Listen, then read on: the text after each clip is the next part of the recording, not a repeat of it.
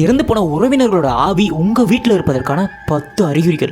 உங்க வாழ்க்கையில நீங்க நேரில் பார்த்த கடவுள் யாருன்னு கீழே கமெண்ட் பண்ணிடுங்க. முதல் அறிகுறியா இரவு நேரத்தில் உங்க வீட்டில் நடக்கிற சத்தமோ, யாரும் முணுமுணுக்கிற சத்தமோ, அந்த லைட்டாக பேசுவாங்க பதில் அந்த மாதிரி சத்தமும் கேட்கும். ஸோ இது யாரும் இல்லாத டைம் கூட உங்க வீட்டில் கேட்கும். அந்த சத்தம் லைட்டாக உலர்ற சத்தம் மாதிரியும் இருக்கும்.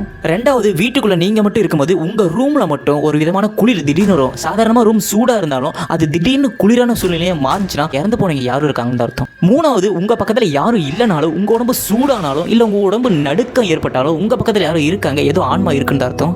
நாலாவது, அந்த இறந்து போனார்ல அவர் உங்க கனவுல அடிக்கடி தொடர்ந்து வந்துகிட்டே இருந்தாருன்னா கண்டிப்பா உங்க கூட தான் அவர் இருக்காருன்னு அர்த்தம். அவர் ஏதோ உங்ககிட்ட எதிர்பார்க்கறாருன்னு அர்த்தம். அஞ்சாவது, பூஜை அறையில் நீங்க எத்தனை தடவை விளக்கு ஏற்றினாலும் அது அடிக்கடி அணைஞ்சிக்கிட்டே இருக்கும். ஆறாவது, உங்க வீட்டில் பார்த்தீங்கன்னா அழுகி போன இல்லை கருகி போன பூவோட வாடை வந்துகிட்டே இருக்கும். ஏழாவது, அவர் இறந்து போனார்ல அவரோட இறந்த நாளிலோ இல்லை பிறந்த நாளிலோ உங்க வீட்டில் ஏதாவது தடுமாற்றமோ இல்லை தடங்களோ வரும். எட்டாவது, உங்க வீட்டில் அடிக்கடி மின்சாரம் போகும். இது சாதாரணமாக எல்லார் வீட்லையும் போகிறது கிடையாது. உங்க வீட்டில் மட்டும் அந்த சம்பவம் அடிக்கடி நடந்துட்டு இருக்கும். ஒன்பதாவது, அந்த இறந்து போனார்ல அவருக்கு உடம்புல இருந்தால் ஒரு ட்ரெஸ் இருந்தால் வாசனை பார்த்தீங்களா, அதே வாசனை உங்க வீட்டில் வரக்கூடாது. ஸோ வந்தாலும் அந்த அறிகுறி இருக்குன்னு அர்த்தம். பத்தாவது, ரொம்ப ரொம்ப முக்கியமான விஷயம், உங்கள் வீட்டில் இருக்கிற நாயோ இல்லை குட்டி குழந்தையோ யாராவது பார்க்குற மாதிரியோ, அந்த இடத்துல யாரும் இருக்க மாட்டாங்க, இருந்தாலும் அவங்கள பார்க்குற மாதிரியோ அதுக்கிட்ட தனியாக பேசுகிற மாதிரியோ நடந்ததுன்னா கண்டிப்பாக இருக்குது, ஏதோ இருக்குது.